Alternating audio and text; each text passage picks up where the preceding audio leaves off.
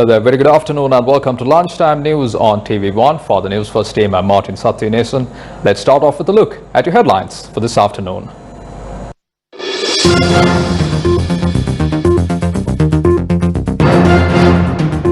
Threat of Nivar cyclone moves away from Sri Lanka, enters Tamil Nadu. COVID-19 patient who left without authorization from the Valikada treatment center located in Valikanda city. All Island Private Bus Association request a fund to be established instead of increasing the fares.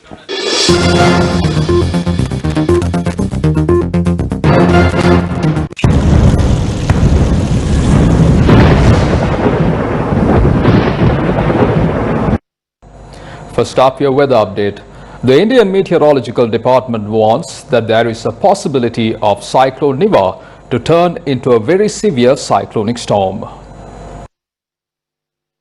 The meteorologists predict that parts of Andhra Pradesh and Tamil Nadu are forecasted to be slammed by the cyclone, which is expected to turn into a very severe cyclonic storm with wind speeds of around 120 kilometers per hour. Local Indian authorities banned public gatherings and closed shops as more than 1,200 rescue personnel from the National Disaster Response Force have been mobilized against a powerful cyclone barreling towards the southeastern coast, bringing heavy rains and strong winds. Due to the prevailing situation, a public holiday has been declared for Tamil Nadu and the state of Telangana today. The Indian media reported that many train journeys have been cancelled due to falling trees with strong winds. State officials said that 108 ambulances are on standby throughout the state for emergencies. Prime Minister Narendra Modi yesterday morning has instructed the Chief Minister of Tamil Nadu to provide maximum relief to the people.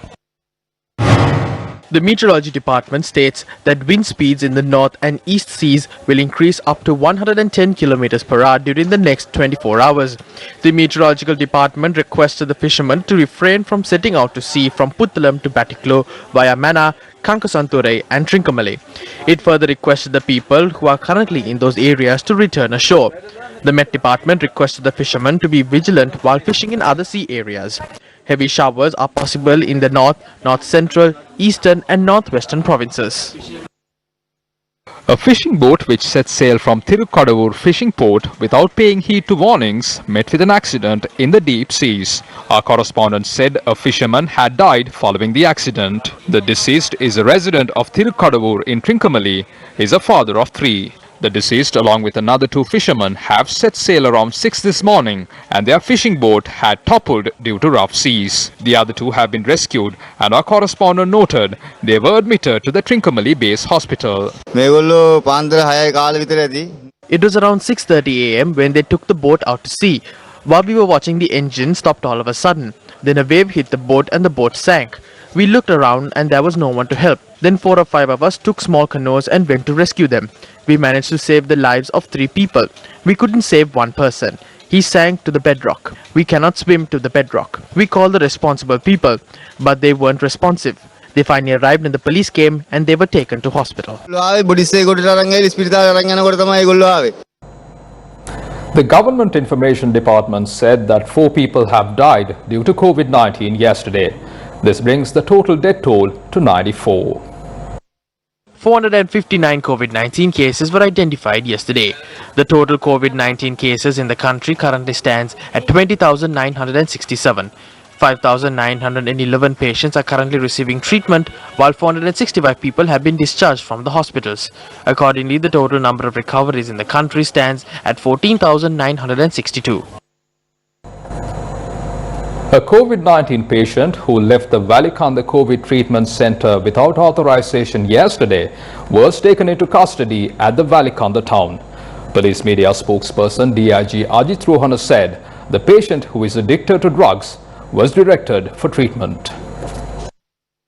විශේෂයෙන්ම මත් කුඩු වලට ඇබ්බැහි වූ නැත්නම් මත් ද්‍රව්‍ය වලට ඇබ්බැහි වූ Especially if a person addicted to drugs is admitted for treatment for COVID-19, there is a tendency of these people leaving treatment centers without obtaining approval. So far, we have 5 incidents of such addicts leaving centers without the said approval. Last night there was an incident of a 28-year-old patient leaving the Valikanda treatment facility. However, within a very small period of time, that person was located by the police, security forces and the health authorities at the Valikanda town. He has been admitted for treatment. He was also addicted to drugs. It is worthy of noting that if a person, friend, family member or relative is been admitted for treatment for COVID-19, please inform the health authorities or the police if the person being admitted uses drugs. If someone aids and harbors an escapee from a treatment center, we have the authority to arrest and even seize vehicles and property used to aid the escapee under the Quarantine Act. ඒ අයට එරෙහිව නීතිය ක්‍රියාත්මක කිරීමට සිදු වෙනවා. ඒ වගේම එවැනි වාහන සගවා තබා ගන්නා ස්ථාන මුද්‍රා කිරීමට සිදු වෙනවා. 197 expatriates arrived in the country yesterday. The National Operations Center for Prevention of COVID-19 said 2 people from Qatar, 50 people from Dubai, 90 people from India and 53 people from Maldives arrived in the country. All of them have been sent for quarantine. At present, 4,797 people are undergoing quarantine at 45 centers operated by the Sri Lanka Army. Colombo High Court Judge R. Guru Singh has said that the decision on whether to release Basil Rajapaksa and 4 others in the misappropriation of public funds case will be issued on the 30th of this month. Deputy Solicitor General Thusit Mudilige appeared for the Attorney General when the case was taken up today. Submitting his written submissions, the Deputy Solicitor General informed the court on the Attorney General's stance on the case. The Attorney General filed allegations against Basil Rajapaksa, Dr. Nihal Jayatilaka, Amita Kitsiri Ranawaka and Bandula Telakasiri in the Colombo High Court under 5 indictments.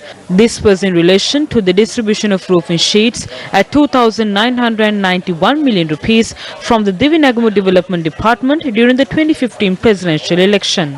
Lawyers for the defense made a written request to the High Court to acquit their client after a witness examination by citing insufficient evidence to substantiate the charges. All Ireland Private Bus Association convened a media briefing in Kurunegala this morning. We don't want the raising of bus fares today. Instead, provide us with a fund like it was provided in 1988. Now passengers and the owners of buses are in trouble. Buses are not operated with increased fares. The National Transport Commission and Transport Authority are asking bribes from us. What we are asking is to establish a fund through which those funds will be provided to buses.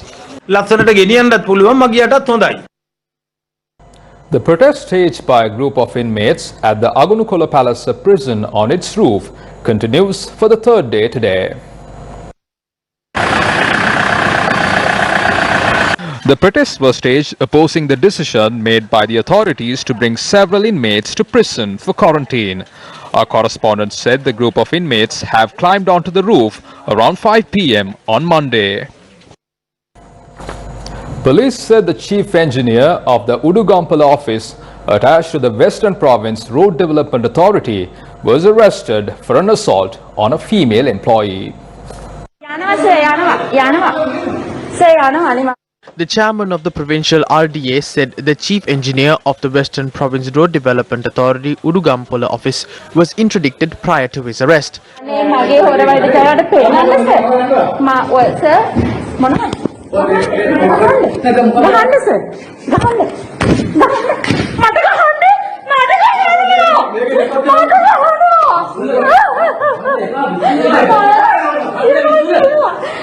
Video circulated on social media yesterday showed the individual assaulting a female employee inside the office premises. Colombo Conclave 2020 was held virtually yesterday and was organized by the Institute of National Security Studies, Sri Lanka. The theme this year is a comprehensive security paradigm for Sri Lanka. The event brought together 12 local scholars to discuss thematic issues which play a dominant role in maintaining national security. The keynote address was delivered by the Secretary of Defence, retired Major General Kamal Gunaratna. COVID-19, in fact, harshly reminded us how bitter would be the repercussions of negligence in health security. It has clearly pointed out the lapses of national level readiness to confront unpredictable health outbreaks and the risks of solely depending on the solutions from global organizations. Sri Lanka, being one of the countries successfully suppressed the surge of COVID-19 pandemic from its initial stages, proved the exemplary ability of reacting towards unpredicted threats, utilizing the professionals in the most essential method, proving His Excellency the President's promise to endorse meritocracy. However, the extreme end of the pandemic will not merely affect the lives of the citizens, but also damage the country multidimensionally, urging for a strong collaboration among professionals in every field. Speaking at the event, Secretary to the Ministry of Foreign Affairs, Professor Jayanath Kolumbage, said that, quote, "We had national security as a top priority. Unfortunately, after a certain period, came a time where national security was given the least priority," end quote. He added that national security is no longer restricted to hard military security. He finally said that the country talks about comprehensive national security and that it contains many aspects of security like maritime security, violent extremism, trinity of maritime crime like narcotics, weapons and human smuggling. The first step. The American elections is so confusing. Sorry, I don't understand. I agree. It is very confusing. ඇමරිකානු ජනාධිපතිවරණය හරිම සංකීර්ණයි. මට නම් තේරෙන්නේ නැහැ. ඕ ඒක නම් ඇත්ත. හරිම සංකීර්ණයි. அமெரிக்க ஜனாதிபதி தேர்தல் மிகவும் குழப்பமாக உள்ளது. என்னால் புரிந்து கொள்ள முடியவில்லை. ஆம், நானும் ஏற்கின்றேன். அது மிகவும் குழப்பமாகவே உள்ளது. The first step.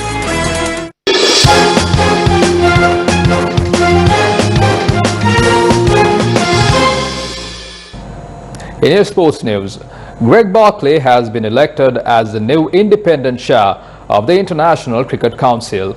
He succeeds Shashank Manohar, who stepped down earlier this year.